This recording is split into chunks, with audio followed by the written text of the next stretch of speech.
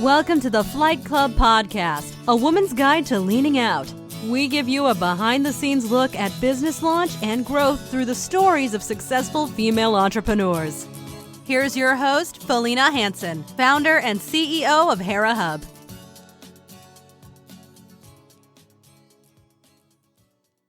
Hello and welcome. I am so excited to share my conversation today with Erin Carpenter. She's the host of Franchise Rising, the original podcast for women in franchising. So I have to say, I'm a little intimidated, interviewing a podcaster because she has such an amazing amount of experience in this. She's also the digital marketing director at Evoque Data Center Solutions, a global data center company, and she is passionate about cutting edge digital marketing technologies. What she likes to say is she helps businesses fast track leads to sales. Welcome to the show today, Erin. Thank you so much. What a fantastic introduction, Felina, and no need to be intimidated. It's actually an honor to hear that from you, knowing who I'm on the other end with. But thanks. But it's really an honor to be here. Thank you so much. Of course, absolutely. Yeah, it's been a long time coming too, because we've known each other for 6, 7, 8 years now, and I've been a member of Hera Hub for 5 years, and I know you've had this show, so I was thrilled when I received the invitation. I finally made the cut. Absolutely. Gosh, no cuts needed. We are excited to share your stories. So let's dive in. Give us the background before we get to your current endeavors.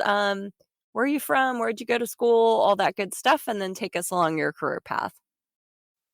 Yeah. So I grew up in Salt Lake City, Utah, and I grew up there. And then I graduated and I went to college, where I pursued my undergraduate degree at Boston College in Boston. Part of that time I spent in Paris during a semester abroad. And then I ultimately made my way back to San Diego for to really start my career path. And before I start talking about the trajectory of my career, the one thing that stands out in my mind is this picture of you giving a presentation in front of some entrepreneurs, where you had the whiteboard up and you have that image squiggled on the whiteboard that we see so often, that it has this curvy image, this winding path, which is really what entrepreneurship looks like. Forgive me if I'm misrepresenting. No, you got it. Yeah, no, it's definitely like everybody thinks it's a straight line up, and what it really is like is this crazy squiggly line, right? I mean, there's never a straight path in entrepreneurship. Yeah, and that's the truth. And honestly, if I could go back and talk to my younger self, there's so much I would share. Not that my younger self would necessarily listen, but I'm really passionate about sharing this with folks who are just beginning their career, and sharing so much as just if there's anything that I can do to kind of alleviate some of their apprehensions about what it's going to look like, and especially if they don't know. And when I started my career, before I started my career, I decided to be I knew I liked business. I wanted to make an impact, and I knew there were ways to make an impact through business and money. You can actually do good things when you earn a lot of money, right? They did actually, like a lot of the nonprofits that are more profitable can have more impact. Yeah. So I knew that was the case. I chose to be a finance major, but I really didn't know what I wanted to do, and that was really frustrating and stressful at the time, because there was this surrounding pressure. Maybe it was self-induced, I don't know, that we had to have it all figured out. And my peers felt that way. I felt that way. And when the time came, the summer after my junior year, when you're supposed to take that, air quotes, take that magic internship that's going to set you up for the career of your lifetime after college, that's going to lock you in, I felt paralyzed. I don't know what I want to do. And I'd go to career centers, I'd read job descriptions. I read it all. I wanted to take those tests to see where I fit in. And because the tests are going to give you all the answers, right? to. Of course, they give you all the answers. yeah. And so what ended up happening is really interesting. Is I in this space of not knowing, I finally decided to listen to my father, who was a career airline pilot, who had spoken to me many times about this, but he finally said, Erin, well, why don't you just go home and get your private pilot's license? And finally I listened, because I thought, there was a part of me that said, ooh, that's kind of cool. Okay. Dad, yeah, that's what my dad does. That's what I've always said. I want to chart my own path. But this actually, it kind of gave me the, in my head, it gave me a way out of having to commit to that internship, the unknown in a way. I mean, like, candidly, when I look back at that. Yeah. So I went back and I got my private pilot's license. After I graduated, I decided to continue that and pursue the career. And I quickly, talk about fast track. I was on the fast track to becoming an airline pilot. So I am a commercial pilot. Along the way, I became a certified flight instructor. I worked for a company flying, a produce company flying up and down the coast of California and Mexico, landing on dirt strips. I then moved on and worked for a charter company flying aircraft and people, flying an aircraft with people inside all around the country and within countries. And so a big portion of my initial career was in aviation. And now I can look back and say that was my first career. That's amazing. And, okay. I got to pause. Don't keep I know, it I'm going yet. on and on. Yeah, no. Okay. This is freaking amazing. I am so, I don't want to use the word jealous, because that's the wrong word, but like, I'm so in awe of you and becoming a pilot. It is something that is on my bucket list big time, not to become a pilot necessarily, but obviously to, have that experience in the cockpit. You're freaking badass, Erin. This is amazing. Like, how old are you at this point where when you got your commercial pilot's license? How old were you? 23 or 24. Okay, so yeah, 24. Amazing. So did you ever, I got to ask this, in your first, maybe few flights in the private aviation field where you're taking passengers, did you ever have a passenger get on and be like, you're pretty young, girl? Many times. I bet.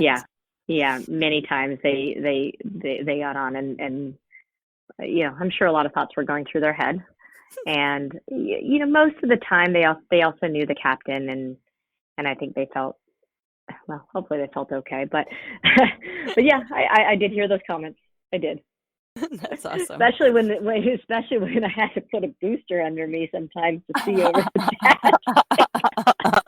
Do you have any pictures of that? I need a picture of that, Erin. You know what? I just asked my mom, because they're buried. I cannot find any pictures of me flying in these big airplanes. And so I asked my mom. She's digging. I need to find some evidence of this stuff. Because I have a short torso, so I have to put a booster under me so I could see up high. Don't worry. I can reach the pedals. Everything is safe. But these things were not built for. Anyway. Yes, petite women. Yes, exactly. Oh my goodness. Exactly. So amazing. You start your career as an airline pilot. What was the ultimate decision? I mean, obviously, I'm sure you still fly and this is still part of your passion, but what was the decision to ultimately kind of move on to a different career from there? The decision, it was primarily driven by the fact that I wasn't as passionate and excited. I felt like there was something more for me, believe it or not.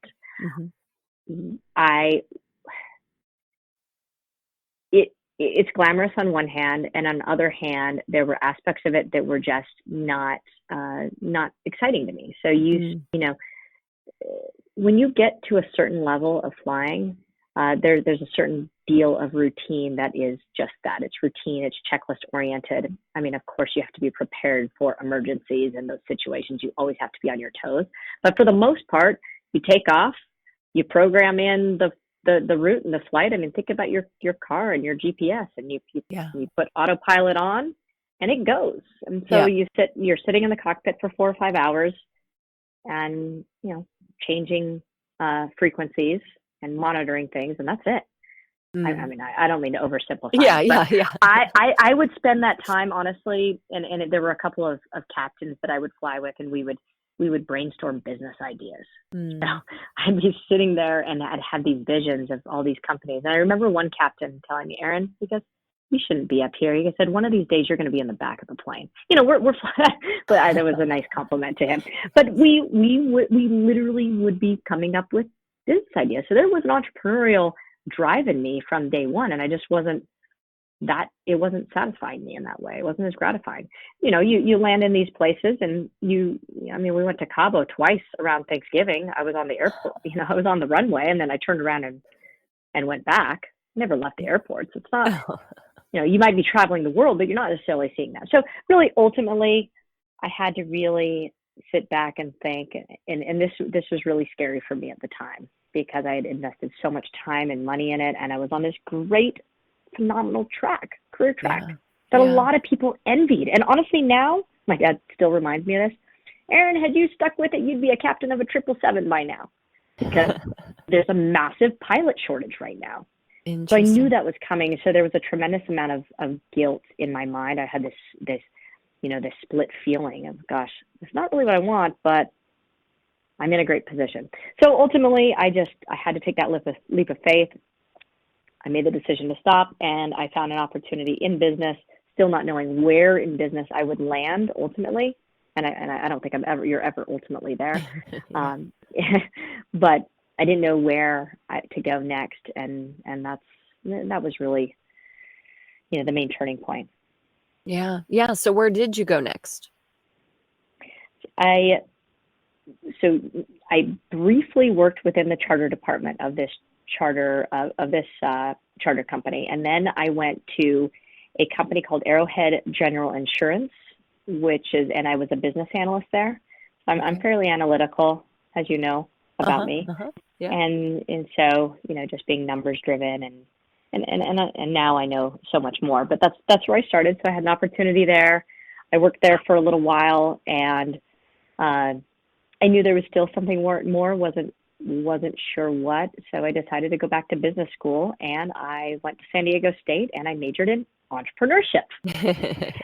And while I was there, I ran into someone who was doing this digital marketing internship for a company called eBoost, and I knew right away that was something that sounded really exciting.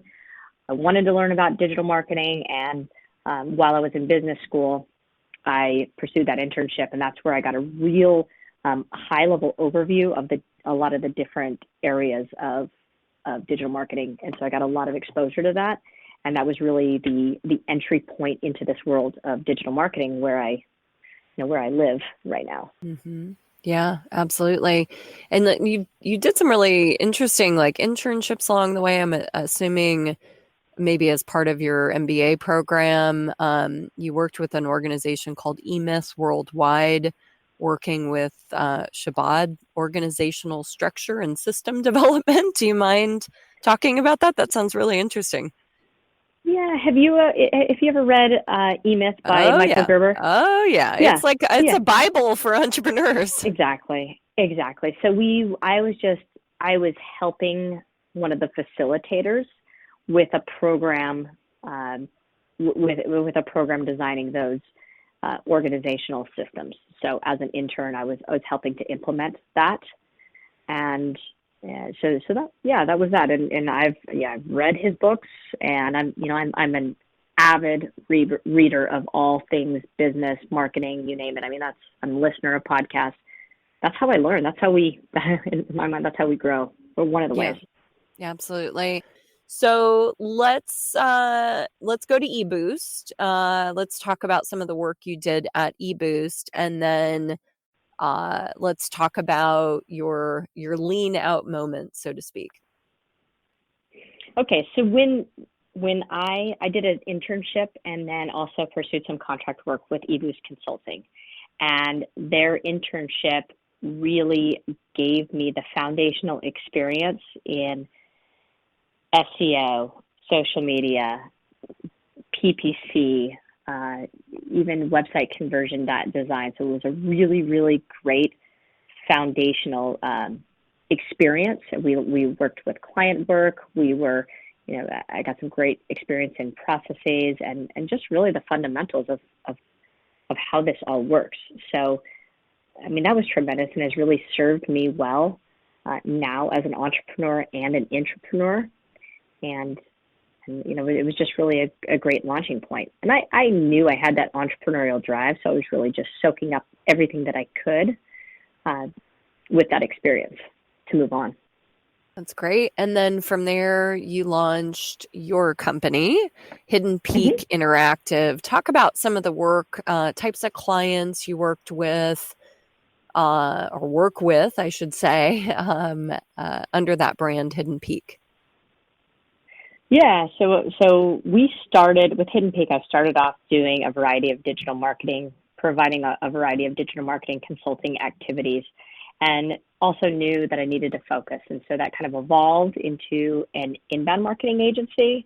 And then we narrowed down a little bit further, working on something called conversational marketing. And really at the end of the day, one of the primary pain points that a lot of organizations have dials down to their leads, right? Finding the best fit leads and putting them on the fast track to become customers, good opportunities and customers.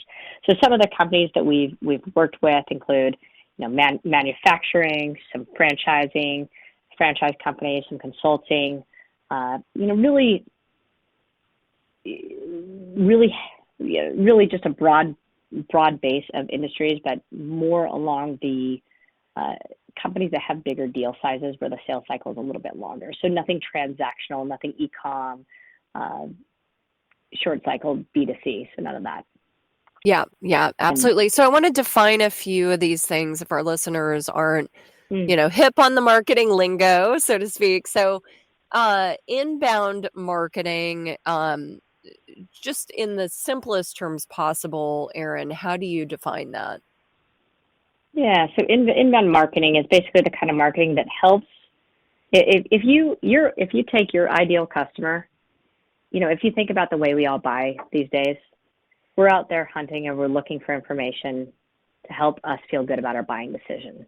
And we only do that when we're ready. So when you flip the script and you're a company and you want to find that kind of ideal customer, you create the kind of content that helps them along their journey so that they can navigate this buying journey on their own time, so that they can help get closer to you as the one that's going to sell the service or product. And a lot of times that's done, that's done with a multiple,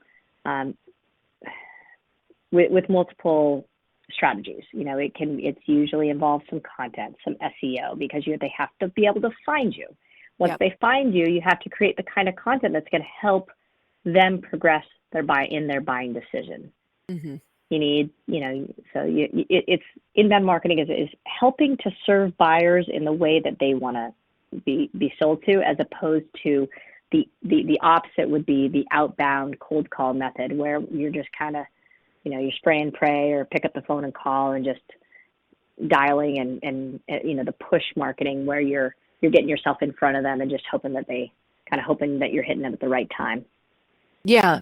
And inbound marketing, I mean, I might be oversimplifying this or overstating, but I really do feel like it is the modern way of marketing. This whole old school approach of, just pick up the phone and cold call people is, I don't know, maybe it works in some sectors, but by and large, most companies have gone to and understand that they have to be, at the right place at the right time when somebody's doing their search. So to your point, be optimizing their website. So when somebody Googles something, they come up, number one. And then number two, once somebody lands on their website, having the content, the information, the facts and the testimonials and the, all these things, because people they'll spend think about if you were going to, hire somebody to, a landscape architect to redo your front yard, right? I mean, you would do a lot of research on not only landscape architects, but different techniques and things of that nature. And so, having all that information on your website so a customer can kind of self-serve as much as possible and get that customer to understand you're the expert is so critically important. And then lead that into a definition of conversational marketing and what tools are available there and how companies are using them. Yeah, and conversational marketing is a new buzzword it's all these marketing buzzwords, right? And it's not extremely widely known, but it falls along the same idea that we are in the business of trust and have to be ready to serve and communicate with our customers when they're ready on their terms, not on our terms. And it also, we have to keep in mind just human psychology and human behavior. So not only are we likely to go to Google and do our homework and go to the website, whether or not it's a referral from a friend for a business, we also want information quickly. When we want a question answered, we want it done right away. We're also on our phone and we're messaging all the time, right? So the quicker we can connect someone who has a question with us and turn it into a conversation that gets quicker to a sale, the faster we are, the more likely we are to generate that opportunity. Okay. So I'll give you an example. So now we're looking at old school. So inbound old school is you put the forms on their website. So yeah, by the way, and so conversational marketing is the practice of really helping to generate more conversations from your buyers when they're ready, through things like live chat and chatbots, stuff like that. Yep. So old school inbound marketing, so we're now calling that old school, is you put something on your site, you put a form on there, a downloadable, and you're hoping that someone goes and finally gets to the point where they're ready, they fill out the form, and they sit and wait for you to respond and follow up via email, and then it goes. Think about the amount of time that goes by between the time a form is submitted, something's routed or not, or forwarded along. I mean, it could be hours, minutes, maybe. It could be hours, it could be days. And there's a lot of back and forth that goes along, and that adds friction to the buying process. On the flip side, imagine if that buyer, if they're hot and ready and they can click a message and say, hey, I want to talk to a rep right now, and that rep can get on and message with them right away and move to a phone conversation. I mean, it just dramatically increases the amount of the opportunity to create a deal, because you are putting an interested lead or person or customer on the fast track to talking to a rep and to get the answers that they need when they're ready. So that's conversational marketing. Does that answer your question? Yes, absolutely. No, it's perfect. And it's like it's so funny because we as business owners, we spend so much time, and I'll put myself in this category as well, so much time just getting people to know about us, right? All this social media, anything, Google ads, all these things. I mean, we're spending all this time just trying to get noticed. And then we're kind of dropping the ball a lot of times, right? We get them to our site, like the thing we've been focused on, and then we don't answer the phone, essentially, meaning, we're not there to answer their questions or engage with them when they want to engage. And you're right. I mean, I think of the simplest interaction personally. I want to schedule an appointment to get my hair cut, right? Like, I have to call within a certain business hours, and then I get their voicemail and they call me back. I mean, it's ridiculous, right? Like, I want to just text somebody and schedule my hair appointment, or you know what I mean? Like, go on the site and just, jump on and schedule. But it's so interesting to me how many companies, and, this is all changing so fast, right? I mean, I know we've had many conversations about this, Erin, for Hera Hub too. And it's a tricky balance, I will say, for some companies, because do they have the manpower, frankly, to, engage with somebody at all hours of the day, right? Yeah, and we could definitely go down a whole path talking about that, because that's a reasonable objection that comes up all the time, and and it even has come up with their own company. And that's where having someone who really understands the ideal buyer and the company and then the back end routing can build the right kind of bot to support that as a backup. So that's, so there are ways, of course, we can't be there 24/7. But I'll give you an example. We haven't gotten here yet, but in addition to my entrepreneurial world as the host of Franchise Rising, I'm also the digital marketing director for that data center company, Evoque Data Center Solutions. And so one of the tool that we use is Drift. It's honestly been game changing. So prior to launching our website, so this is a brand new brand, and it takes a long time to really redevelop a website. And at the same time, one of my biggest responsibilities is generating leads and viable opportunities for the sales team. It takes time to build the content, to build a whole inbound machine. And with Drift, we were able to help start filling the funnel with some viable opportunities quickly. So I'll give you some numbers.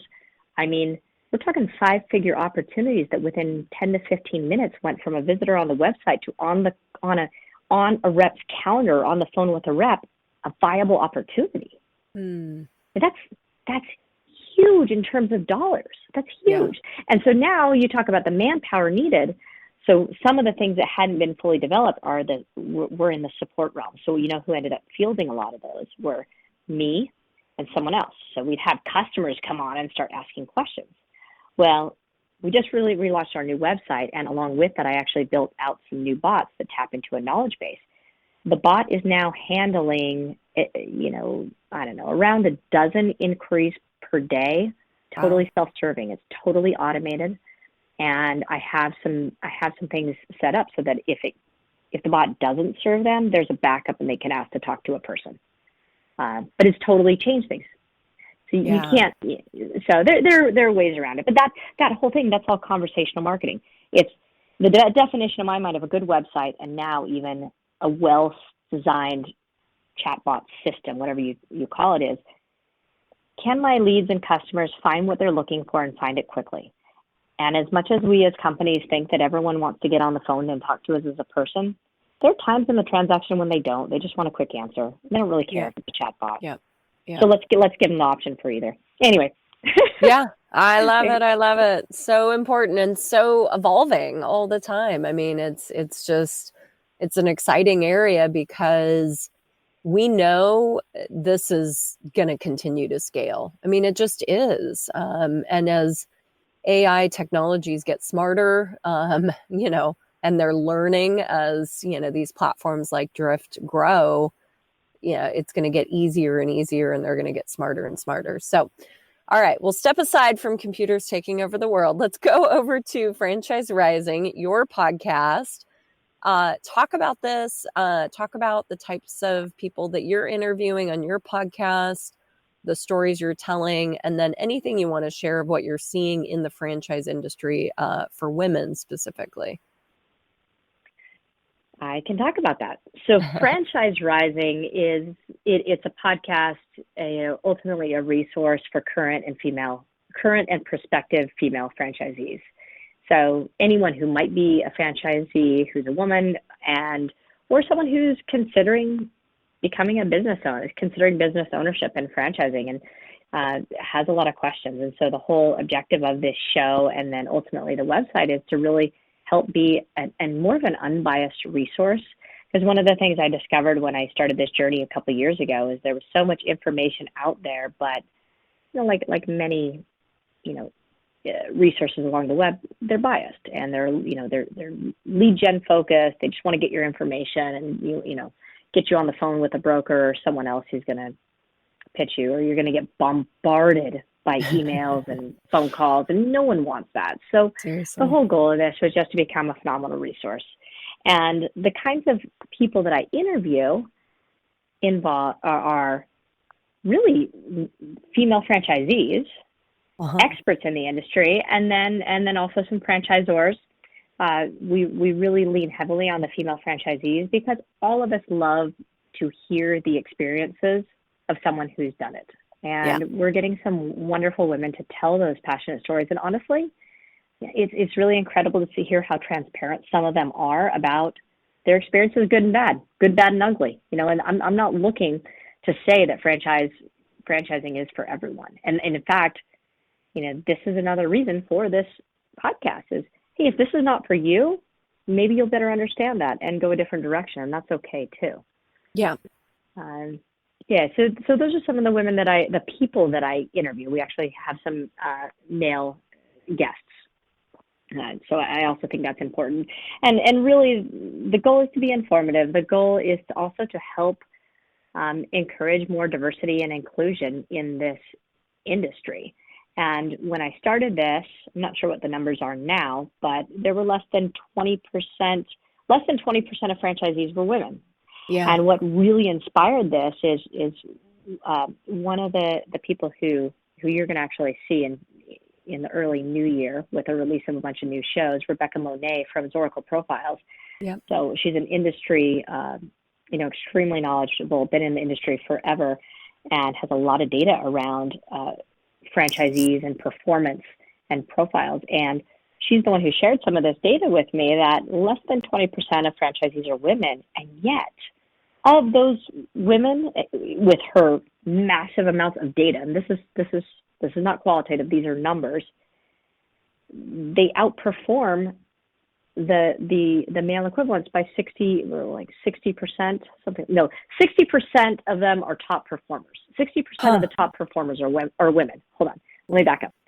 Yeah. Of all of her franchisees, so she has buckets of the top performing franchisees, and of all of the top performers, over 60% of them are women. That's amazing. So, I mean, what does that tell you? Both, if as a franchisor or licensor, but then also as a franchisee. Yeah, that this is an untapped market. I mean, we're natural connectors. We're natural multitaskers. We have so much experience and so much to offer, and stepping into a franchise or a licensing system, I think, is a fantastic way to step into entrepreneurship for a lot of men as well, of course, but for women too. Mm-hmm. Yeah. So, and what I say on my show, and I'm hoping that this is ringing clear, is if you have an inkling this is something you might want to do, hopefully this will give you a boost of encouragement. If you're a woman, say, hey, you know what? Yes, we have what it takes. Yes, we can. Yeah. And then if you're a franchisor, gosh, we're as businesses, we're numbers driven. It would be silly for you not to look at this demographic. Yeah. Because there's a big arbitrage opportunity in my mind there. And by the way, I've read a lot of research reports, and more that are coming up in many areas of business, not just franchising, that is showing the businesses that are more inclusive and diverse are more profitable, and it's by significant amounts. Yes. And I can't remember who I heard quote this on a podcast. It might have been Jillian Music from Outlines Ventures, something like the mutt performs better than the purebred. in terms of, if you think of animals and dog breeds, right? Yep, They're usually yep. less. So it's the diversity and inclusion. So this is a segment that really, that I'm passionate about supporting and informing. Awesome. I love it. So Erin, you mentioned, and just kind of looking to the future, talking about 2020 and the things that are coming up. You mentioned you're going to be dropping some new episodes at the beginning of 2020. Anything else that you're looking forward to, whether it's at Evoque or Franchise Rising, or anything that you're working on that you're really excited about in the upcoming year? Well, I am excited to release these new series of episodes and reactivate the podcast. So if anyone's listening, well, I'll talk about what I'm excited about, and then and I'm going to add my little ask, if you don't mind. Yeah, absolutely. I am really excited. So one of the things that I've realized in this circuitous path to where I am is there are a lot of the things that I do right now that I second guessed before, and I had a little bit of that imposter syndrome, and I didn't know, and I thought that everyone knew it, and ideas or things that I wanted to try, and I held back. And then I later learned that what I did was actually really impactful. And so going forward, with this new awareness, I have a lot of tricks up my sleeve, and I have rein to move forward with them, within reason. And I'm really excited to really take that leap and see how they pan out, and just kind of just elevate to the next level. I think we all, as people, as business people, we all have room to grow no matter where we are. And I'm so grateful for where I am in my career and what I'm doing. And I love what I do, and I love that I can grow in that realm. So that's what I'm excited about. Just to see how that works. Yeah. And if anyone listening knows of any women who are franchisees who would like to be on the show, because I'm always looking for wonderful guests, female franchisees, please you can reach out to me. You can go to Erin@franchiserising.com. Go ahead and send me an email, and we'll talk about that. I love it. Awesome. Thank you so much for your time, Erin. I really, really appreciate it. I've always learned something new from you. You're so welcome. Likewise. Thank you for joining this week's episode of Flight Club, sponsored by Hera Hub. We look forward to sharing more success stories with you soon.